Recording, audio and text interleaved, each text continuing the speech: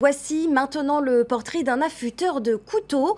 Le métier a presque disparu aujourd'hui, mais il renaît avec Yannick Sacco. Ce qui l'anime, plus précisément, c'est la coutellerie et le patrimoine qu'elle représente. Laure Philibert nous emmène dans son atelier, un atelier unique au Fénois. Regardez. Là, on a 90 degrés. La moitié, on a 45. La moitié de la moitié, on est à 22,5. C'est un angle qui reste obtus, mais encore pas mal utilitaire. C'est un autodidacte. Yannick Sacco commence à s'intéresser au couteau grâce à son père. La première fois que mon père m'avait offert un couteau, il me dit c'est un peu une responsabilité que je te donne, tu fais attention, je te montre comment l'utiliser. Bon, le premier jour, je me suis coupé le doigt. Il a récupéré le couteau.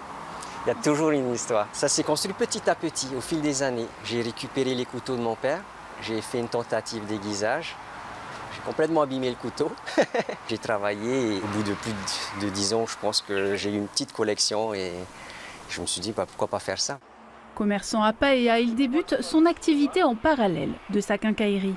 J'ai vu une demande. Il y a eu le Covid. Je me suis dit, le magasin, franchement, c'était la sécurité, la stabilité. Je gagne de l'argent. Et là, je me suis dit, non, en fait, qu'est-ce que tu veux dans la vie? Tout ça, c'était beaucoup plus sympa. Une vraie relation avec la clientèle, une relation humaine. Et ça, je pense que c'est peut-être ça qui m'a fait complètement basculer. Des fois, il y en a, on est amis, ils viennent, ils me donnent un couteau. Et il y a une belle tradition, lorsqu'on t'offre un couteau, tu donnes une pièce de monnaie pour ne pas couper le fil de l'amitié. Et ça, déjà, ces petites choses, c'est extraordinaire, extraordinaire.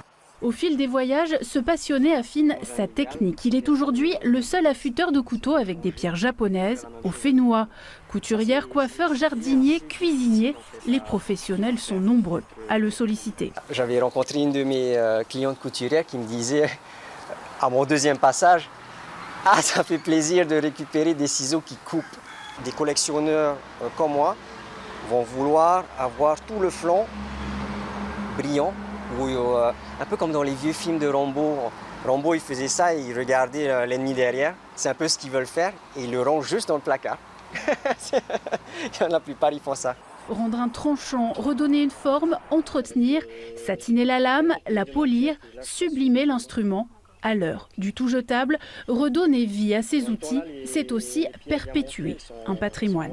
Pour moi, lorsque je vais vers les gens et que j'aiguise leur couteau, j'ai vraiment l'impression de rendre service. Aujourd'hui, en fait, quand on a un couteau, il ne coupe plus, on achète un autre. La semaine dernière, j'ai rencontré un monsieur qui avait un couteau bien cassé et il a décidé de faire une rénovation parce que c'était sa fille qui lui avait offert.